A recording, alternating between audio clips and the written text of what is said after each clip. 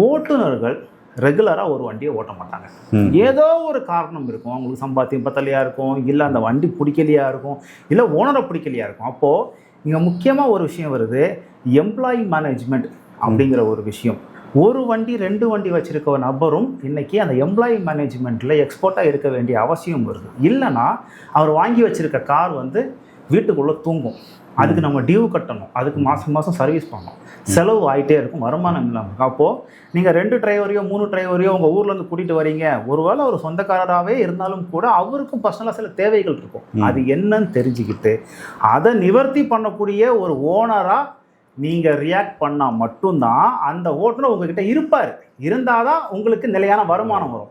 இதுதான் இங்கே ரொம்ப மோஸ்ட் ப்ரியாரிட்டியான ஒரு சேலஞ்ச். ஸோ அது எந்த மாதிரியான சம்பளம் இப்போ நிர்ணயிக்கப்படுது? எவ்வளோ ஒரு முதலாளியாக நம்ம ஓட்டுநருக்கு கொடுக்கணும்? முதல்ல ஓட்டுநரை நிலைநிறுத்தணும் அப்படின்னா சம்பளம் மட்டுமே போதும் அப்படிங்கிறத நான் ஒத்துக்க மாட்டேன்.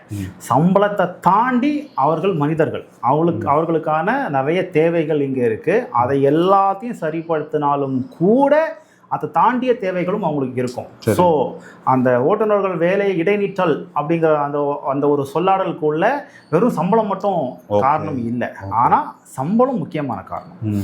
இப்போ சம்பளம் அப்படின்னு பார்க்கும்போது சென்னையில் இருக்கிற மார்க்கெட் சம்பளம் பார்த்தீங்கன்னா, ஒரு ஐடி கம்பெனிக்கு வண்டி ஓட்டுறாருன்னா ஒரு 24,000 ரூபாய் அப்படிங்கிறது டீசெண்டான அதிகபட்ச சம்பளம். 24,000 ரூபாய், கொஞ்சம் ஒரு 1,000-2,000 கூட குறைச்சி இருக்குமா இருக்கலாம். பட் 24,000 ரூபாய்ங்கிறது தான் இப்போ இருக்கிற ஒரு ஆவரேஜ். அதுக்கு எத்தனை மணி நேரம் அவங்க வண்டி ஓட்டணும்? குறைஞ்சது 14 15-16 மணி நேரம் வண்டி ஓட்டுவாங்க.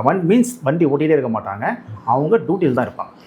அவங்க டியூட்டியில் இருந்தாங்க, ஒரு 15 மணி நேரம் டியூட்டியில் இருக்காங்க அப்படின்னா, இப்போது ஐடி கம்பெனியோட ஸ்ட்ரக்சரே எடுத்துக்கிட்டவங்களேன். காலையில் 6 மணிக்கு ஒரு லாகின் இருக்கும், 8 மணிக்கு ஒரு லாகின் இருக்கும், மத்தியானம் 12 மணிக்கு ஒரு லாகின் இருக்கும், சாயங்காலம் 5 மணிக்கு ஒரு லாகின் இருக்கும். இதுதான் இன்னைக்கு சென்னையில் இருக்கக்கூடிய மேஜர் லாகின்ஸ்.